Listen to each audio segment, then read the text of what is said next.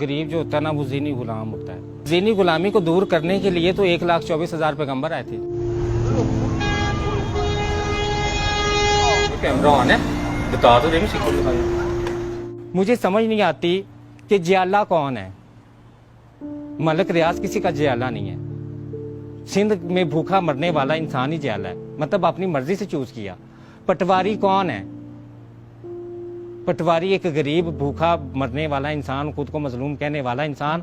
और मुझे इतना गुस्सा और अफसोस आता है कि जब उस पटवारी ने पहले गुर्बत का रोना रोना है, उस जयाले ने पहले गुर्बत का रोना रोना है, उस यूथिये ने पहले गुर्बत का रोना रोना है। जब उनसे कहा जाना है कि तुम बदलो, तुम कोशिश करो, तुम मेहनत करो, तो वो कहेंगे नहीं नहीं नहीं, ऐसे कि नहीं करिए, हम कैसे करें? ये तो हुकूमत की जिम्मेदारी है। हमें करोड़पति बनाना हुकूमत की जिम्मेदारी है। हमारे घरों में महल बनाना, हमें सहूलियात फराम करना, हमें फ्री में खाना पीना, बिजली, गैस, हर चीज़ फराम करना, वो हुकूमत की जिम्मेदारी है। अमीर ये सब कुछ नहीं करता। अमीर अपनी रिस्पॉन्सिबिलिटी खुद लेता है, वो मेहनत करता है, वो कोशिश करता है, वो बार बार नाकाम होने के बावजूद भी मायूस नहीं होता, वो कोशिश करके तो हासिल करता है। तो गरीब क्या करता है, एक दफ़ा कोशिश करेगा, वो हार जाएगा, मायूस हो जाएगा। मेरी किस्मत में ये लिखा था, जो अल्लाह को मंजूर है। मेरी नाउज़ बिल्लाह, अल्लाह ने किसी की किस्मत बुरी लिखी हुई है? मतलब कोई इंसान कैसे ये तसव्वुर कर सकता है कि अल्लाह ने मेरी किस्मत नाउज़ बिल्लाह बुरी लिखी हुई है? अल्लाह ने किसी की किस्मत बुरी नहीं लिखी। अल्लाह ने तो कहा है कि जो चाहोगे, जिस चीज़ की तमन्ना करोगे वही मिलेगा। अमीर ने काम से काम रखता है, ये उसमें खसलत है। आप किसी अमीर के घर में चले जाओ, साथ वाली कोठी में नहीं पता होता कौन रहता है कौन नहीं रहता, कितने लोग रहते हैं। अपने मोहल्ले में गरीब अमीर एक दूसरे से पूछ रहा होता है, आप कहाँ, इधर ही रहते हैं, इस घर में साथ वाले में? अच्छा अच्छा। तो गरीब से पूछ लो तो गरीब सारे मोहल्ले का चस्का लेने जाएगा, किसके घर में क्या हो रहा है, किसके घर में कौन सी लड़ाई हो रही है, किसकी बीवी किसके साथ सेट है, किसके साथ अफेयर है, किसका किसके साथ क्या हो रहा है। तो ये सारी चीज़ें गरीब के अंदर, इसलिए वो गरीब है, क्योंकि उसको फिक्र 24 घंटे लोगों की किरदार की है।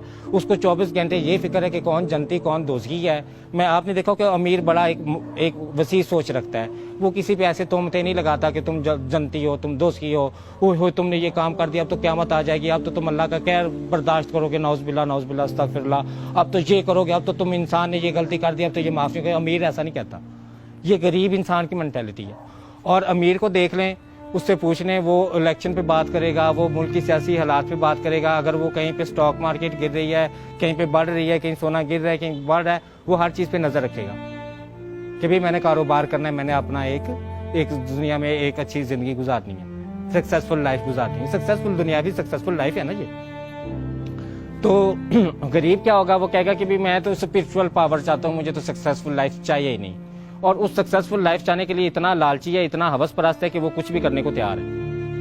मतलब अपनी कीमत इतनी थोड़ी लगाई हुई है कि बिरयानी की प्लेट भी बिक जाता है। लेकिन जब उससे बात कर लो तो उसकी रूहानियत की इंतहा इतनी ज़्यादा है, वो कहता है कि मैं इतना रूहानी कि मुझे दौलत की तलब भी नहीं है, मुझे हवस नहीं है, बेशक मैं बिरयानी पे बिकने वाला हूँ।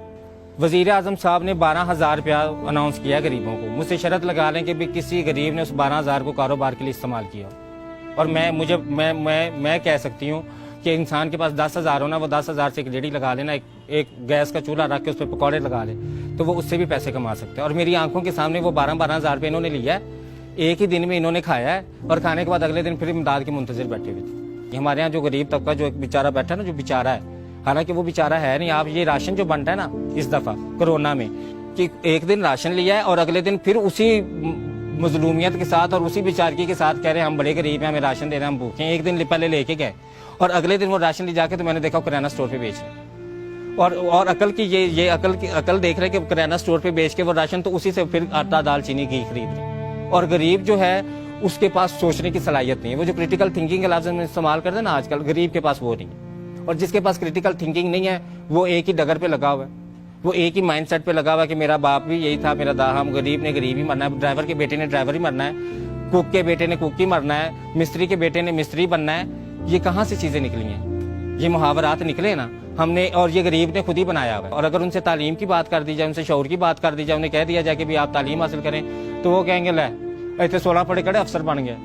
मतलब कि हमारे यहाँ मेंटालिटी क्या है कि अगर तालीम हासिल करनी तो सिर्फ अफसर बनने के लिए, उसको कारोबार के लिए इस्तेमाल करने में, उसको आम जिंदगी के रोज़मर्रा की ज़िंदगी में इस्तेमाल करने में वो इंटरेस्टेड नहीं है। नौकर गुलाम है, नौकरी का लफ्ज़ ये गुलामी। आप किसी की भी नौकरी करें तो वो आपको इतनी उजरत दे दे कि आप अपनी सिर्फ खाना खा सकें। तो गुलाम के साथ क्या किया जाता था कि गुलाम से सारा दिन काम करवाया जाता था, आखिर में उसको इतना खाना दे दिया जाता था कि जिससे वो पेट भर के वो खा ले, उसको वो जोड़ ना सके, वो बचा ना सके। तो आजकल भी गरीब जो है वो नौकरी के लिए परेशान है। आजकल हर मिडिल क्लास बंदा, हर लोअर मिडिल क्लास बंदा अपने बच्चे की नौकरी के लिए परेशान है, कारोबार के लिए नहीं। कोई नहीं कहता कि मैंने इसे एंटरप्रेन्योरशिप इसको दिलानी है, मैंने इसको कारोबारी बनाना है, मैंने इसको तजारत सिखानी है।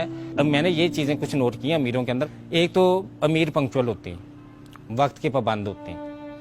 एक जो कमिटमेंट करते हैं ना वो पक्की करते हैं। उसके लिए अपनी सेहत ख़राब करनी पड़े, उसके लिए अपनी खुशियों को कुर्बान करना पड़े, उसके लिए अपनी ईद बकरीद जो भी उनकी फैमिली मैटर्स हैं उन सब को कुर्बान करना पड़े ना, वो सब को कुर्बान करता है। वो एक विजन जिस पे वो काम कर रहा था ना उसे हासिल कर लेता है।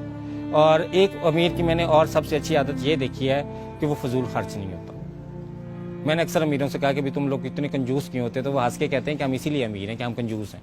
अगर हम शय खर्च हों, अगर हम फजूल खर्च हों तो हम लोग अमीर ना हो। आप अमीर बंदे को देख लें तो उसको जरा से भी कोई हाथ लगा ले तो वो फौरन कोर्ट में चैलेंज करता है, उसको अदालत में चैलेंज करता है, उसको पुलिस में चैलेंज करता है। वो हर उस जगह पे जाता है कि ह्यूमन राइट इदारे में वो जाता है। वो कहाँ कहाँ जाता है? गरीब कहीं पे भी नहीं जाता। गरीब बस यही कहता है असी लुट गए, असी मारे गए, असी बर्बाद हो गए। मतलब हर वक्त नेगेटिव एनर्जीज ऑब्जॉर्व करता है। गरीब की मैंने ये चीज़ देखी कि उसको 24 घंटे मौका चाहिए कि कहाँ से उसे नेगेटिव एनर्जीज मिले और वो ऑब्जॉर्व कर ले। तो बात का लुबे लुबाब एंड पे ये निकलता है कि बेशक इंसान के लिए वही कुछ है जिसकी वो कोशिश करता है। यूनिवर्सल लॉ है ना ये, अल्लाह ताला ने ये जो बात हमें बताई है ये अब यूनिवर्सल लॉ है कि बेशक इंसान के लिए वही कुछ है जिसकी वो कोशिश करता है। ये मफहूम है, एग्जैक्ट वर्डिंग मुझे याद नहीं। तो इससे नतीजा ये निकला कि अगर किसी इंसान ने कोशिश नहीं की तो उसका इल्ज़ाम वो दूसरों का ना दे, जो हमारी सोसाइटी में एक बड़ा कॉमन ट्रेंड है।